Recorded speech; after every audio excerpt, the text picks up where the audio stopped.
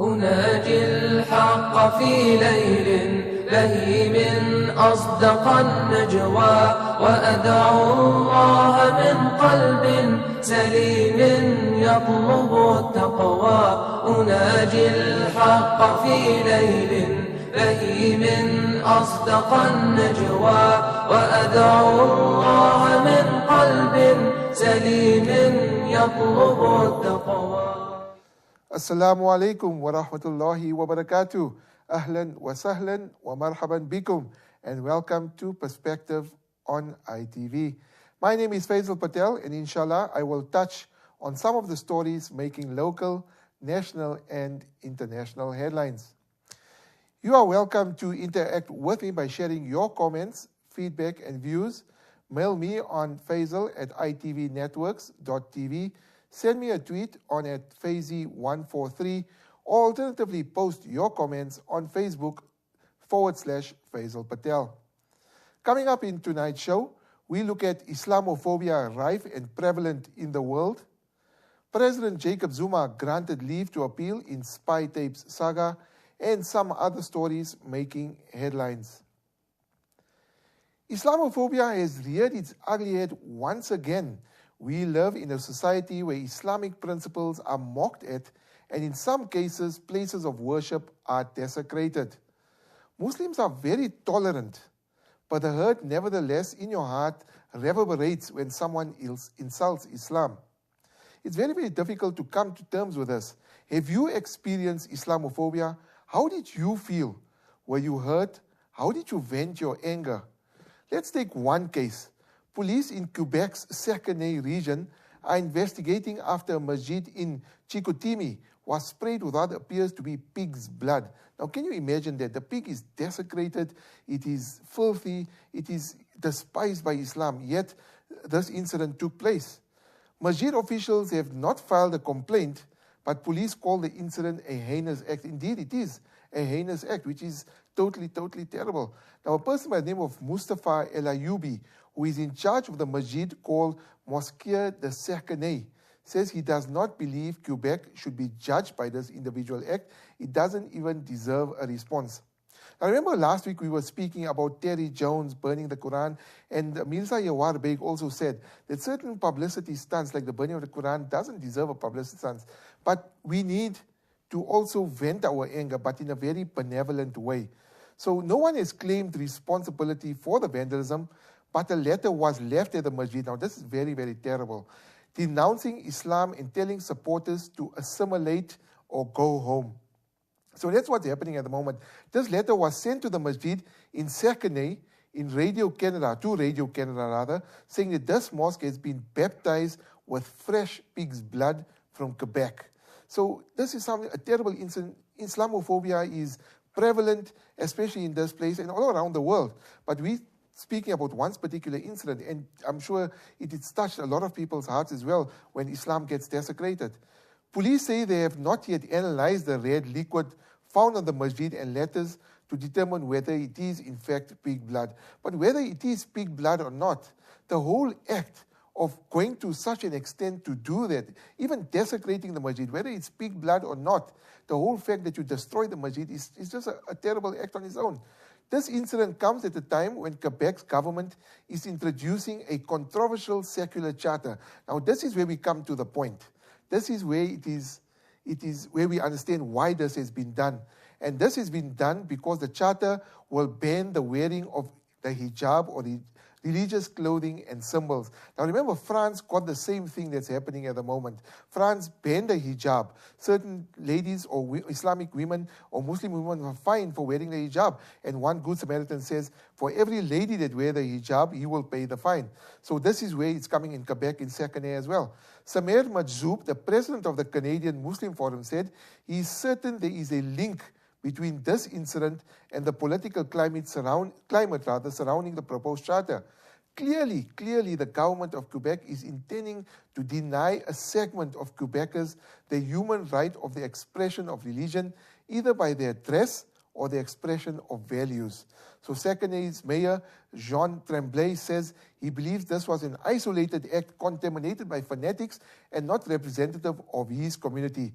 Temblay says he believes that the vandals may be using these public religious debates as an opportunity to get attention. We've mentioned it earlier. They just want attention. So it's not a reflective of the community as well. It's not the first time something like this has happened in the Second A province. In February, someone distributed hate-filled pamphlets aimed at religious minorities. Another incident I want to touch on, and it's made headlines around the world as well, is the case of two teenage girls in America.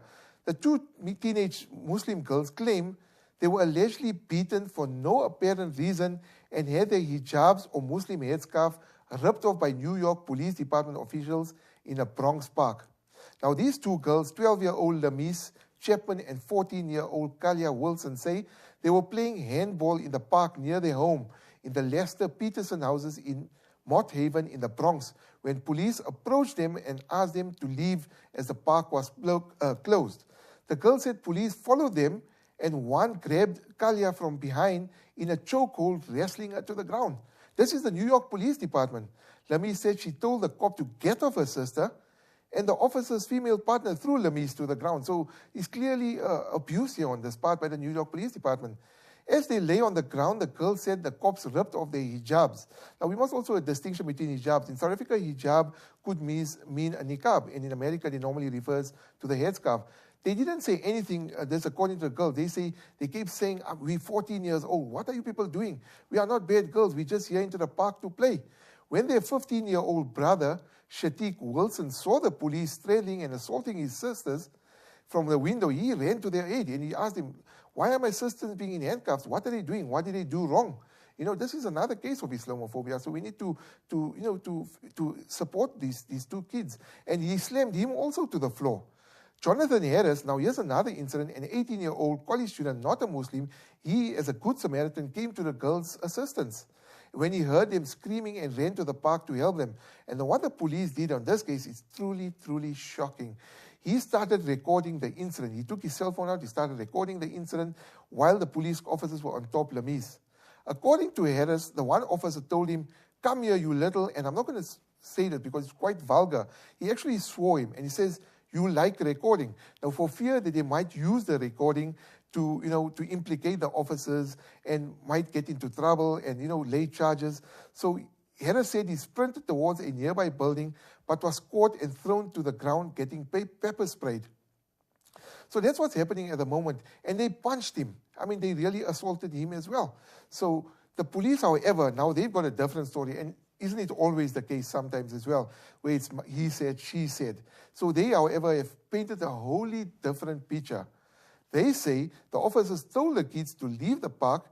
When they began acting disorderly, they started, the children started acting disorderly and it started, screaming and everything. But it's like a he said case. So the New York Police Department, as they face criticism for controversial stop and frisk policies and widespread surveillance of Muslim religious communities, is becoming quite prevalent in America as well. Last week we heard that America was spying on Muslims. And this is something that needs to come to an end. Although we don't want to show it outwardly, we need to show that we stand for everything against Islamophobia. We need to stand up for our rights as Muslims. Islam is a peaceful religion, and we need to vent our anger in a very benevolent way. We need to condone such acts, and inshallah, that we can prosper and propagate Islam in a way that is peaceful and show people that Islam is indeed rather a peaceful religion. Stay tuned. After the break, inshallah, we will take another international issue, another issue that's making headlines. أصدق النجوى وأدعو الله من قلب سليم يطلب التقوى إلهي صرت في ظرف عصيب فاكشف البلوى فيا ربي أنا. Welcome back to Perspective on ITV. Another issue that we want to speak on is President Jacob Zuma and his appeal against the so-called spy tapes. Now, what happened? President Jacob Zuma's lawyers have been granted leave to appeal an order which would have compelled the National Prosecuting Authority to hand over the so-called spy tapes that got him off the hook on corruption charges. Now, what we remember, 2 weeks ago, Judge Ramaka Mathopo ordered the National Prosecuting Authority to hand over copies of the tapes within 5 days. Now, this is a very contentious issue. Mothapo says that there was a reasonable prospect another court would come to a different finding to what the Constitutional Court came to.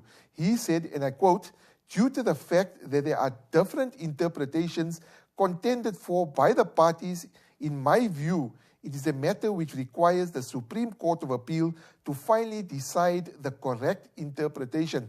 Now, what he was referring to, he was referring to the fact that Zuma's lawyers have argued that an order granted by the SCA last year meant that the DA was not entitled to transcripts of the spy tapes.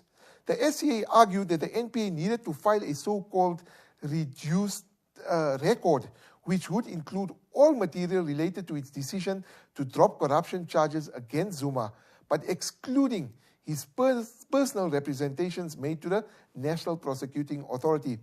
The matter will now go back to the SCA for a final finding on whether the spy tapes have to be filed or not.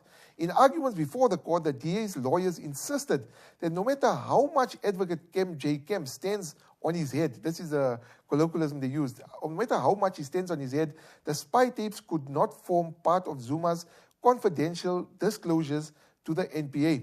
Now, this was the argument advanced by the DA's lawyers in Zuma's court bid to appeal a judgment ordering the NPA to hand over the spy tapes. We constantly hear the spy tape saga. What are the spy tapes? There's so many terms being thrown around. We know what the spy tapes. People don't understand fully what the spy tapes are. So I want to explain to you briefly what it means. The spy tapes are transcriptions of intercepted conversations between the then acting NPA head, Bulelani Nkuka, and the Scorpions head, Leonard McCarthy, which got Zuma off the hook on corruption charges in 2009. So you can understand that how important this is for Zuma, that he got the appeal. An interesting theory, on the weekend, I was speaking to a political analyst, Ibrahim Fakir, and he posed a very interesting question, which has got a lot of people talking that were at the meeting. He says, according to this analyst, he made an interesting statement. He says Zuma recently elected the new NPA, Nkolisini Nkasana, head of the new NPA head, and Advocate Vasoni as the SIU head. Now remember, these appointments are strategic. Politicians normally do this. They select strategically, especially with the elections coming up next year. Zuma will obviously want to be at the forefront of the elections. And, that's why he made these appointments, and he was under pressure also to make these appointments. Now, ironically, these are the same people investigating him. So this is the statement that was made by this political analyst, and it gets you thinking, Zuma made these appointments because he's being investigated. Did he make his appointments to say, listen, don't investigate me or drop the charges? So Zuma has been granted leave to appeal against a high court decision to force the NPA to give him the spy tapes for their case about the decision to withdraw the charges against him. The NPA was getting ready to hand over these tapes along with other documentation when Zuma's lawyers lodged their appeal. So this is what's going on at the moment. Zuma wants to stop the DA from getting this information because it can implicate him. Zuma can go to jail because if he's implicated and if they find it, if he's guilty. If the appeal is denied, will Nkasana then hand over the tapes or not? Zuma did not appoint him. This will be the test. Zuma did appoint him. This will be the test. Zuma does not feel the need to explain why he has picked these people, apart from saying they are appropriately qualified for the job. And that's something that is contentious. He doesn't want to explain why he did it. He just says they qualified for the job. But it's a very contentious issue. It's always unfair to evaluate someone appointed to a controversial job by Jacob Zuma. Unless you know very much about them, the person who appointed them tends to overshadow the person themselves and leaves you wondering that if Zuma will be brought to book or not. So this is something that is that is going to play out. The elections are coming up next year as well. And Zuma is now in a critical position. He appointed these two heads, and he himself is facing prosecution, and if he gets implicated in the spy tape saga. He's appealed the decision. It's going to be remanded again in a few weeks' time to see whether he will accept the appeal or whether the appeal will go through. So we'll have to wait and see what happens from there. And inshallah, we'll keep you posted on that. Another issue that I want to speak about is last week we heard about the horrific accident in which a driver of a truck that crashed into 4 minibus taxis and a car in Fields Hill in Pinetown. The driver has been arrested and appeared in court and charged with culpable homicide and reckless and negligent driving.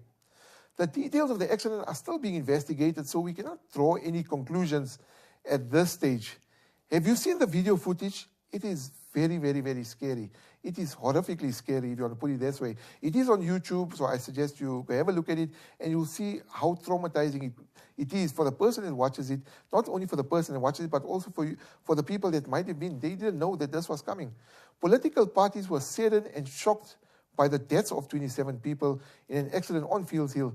This was the third collision to have claimed as many lives in just a few days. A few days ago, just before the accident, there was another accident at the Zulu Reed Dance, and where I think, if I'm not mistaken, 5 or 6 maidens died as well. The loss of such a high number of people, some of them breadwinners, is painful and affected so many households negatively. Think about it. It could be your brother, it could be your sister, it could be your father, it could be your mother, and these are 22 people that have died. It was very saddening when the people of KwaZulu-Natal were still in shock after the deaths of 10 people returning from the annual Reed Dance, like I mentioned, at the Kenny Palace at the Zulu Royal household. The accident occurred when an articulated truck hit 4 fully laden taxis and a Volkswagen Golf on the corners of Fields Hill. So, accidents are terrible. It is unnecessary. It is negligent driving. We need to be careful. We need to be more vigilant on the roads. The roads need to be respected in South Africa. And unfortunately, if we act nonchalant and if we act without any remorse at this, more lives are going to be lost. Every year, year in and year out, the Department of Transport is reiterating, we've got road safety campaigns, arrive campaigns. We need to accept this. We need to accept the rules of the road. Once you accept the rules of the road, then we can start curbing the accident and the deaths on the roads. Stay tuned. After the break, we will tackle another issue that's been making headlines. أصدق النجوى وأدعو الله من قلب سليم يطلب التقوى إلهي صرت في ظرف عصيب فاكشف البلوى فيا ربي أنا. Welcome back to Perspective on ITV. Another story that we're going to look at today is on salary and wages and job satisfaction. Now, a recent study for Brussels University revealed that the wages of kings and presidents around the world has found that, and you'll be surprised to hear that ousted President Mohamed Morsi earned the lowest salary globally. Yes, globally. I mean, this is shocking. For somebody that got the Egyptian people at heart, he earned the lowest salary globally. How important is salary to you as opposed to job satisfaction? Let me know. You can tweet me at Faizel143. Send me a mail at Faizel at itvnetworks.tv or on Facebook at facebook.com/Faizel Patel. Do you drag yourself out of bed every morning where you have to say, hey, I have to go to work now? Do you have job satisfaction? What is more important to you? You must love what you do. If you get up in the morning happy-faced and ready to hit the road and get into your job, the job satisfaction is important. Some people enjoy that, that they're going to work and interacting with people, no matter what industry you're into, whether it's accounting, whether it's a media, whether you're in graphic design, you must love what you do. It takes years to get where you are. Some people strive, they study, they go to university, they strive. Some people are sort of lucky, if you want to put it that way, where they just happen to be in the right place at the right time and they get the perfect job. And you're sitting and you're earning mega bucks, so it's very, very difficult. But then some people are stuck also. But also you must also learn to empower yourself. Go for courses, go get extra study. But at the end of the day, you must do what makes you happy. People are important. The study also found that the kings of Norway takes around 1.2 million euros, which equates to about $1.58 million, among the highest wages, while deposed Egyptian President Mohamed Morsi, like I mentioned, takes home, and this is absolutely shocking, 7,600 euros, which equates to just $10,000, earning the lowest wages globally, not in Egypt, across the world. Now, a source from the Ikhwan, the political arm of the Muslim Brotherhood, who I managed to speak to earlier, says that despite even his low salary, Mohamed Morsi never accepted the wage. Now, sometimes on Facebook, I think it was going around, and also on emails, that the Iranian president, Ahmadinejad, also was a very modest person. He never lived luxury like the other presidents as well. And pictures were doing around where he actually slept on the floor, which is Sunnah of Nabi Sallallahu Alaihi Wasallam. So the study found that the Dutch king earns 829,000 euros, and the Duke of Luxembourg 645,000.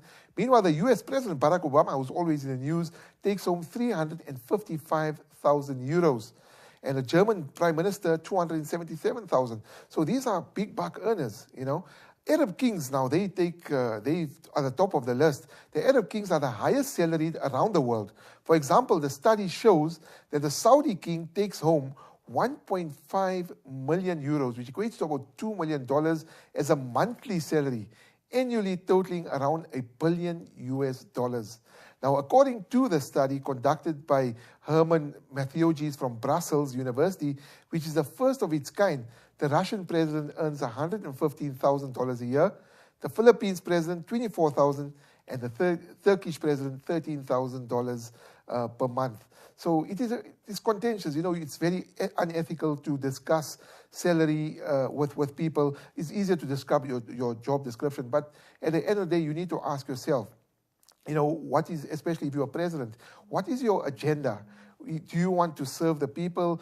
We remember that, let's take a case of Apple CEO, the former CEO of Apple, Steve Jobs. He took a salary of just $1 a month. $1 a month. And it could be a year, I might be mistaken, but $1, but he had subsequent amount of shares. But his idea or his job satisfaction was to make mega products and beautiful products which has captivated the world.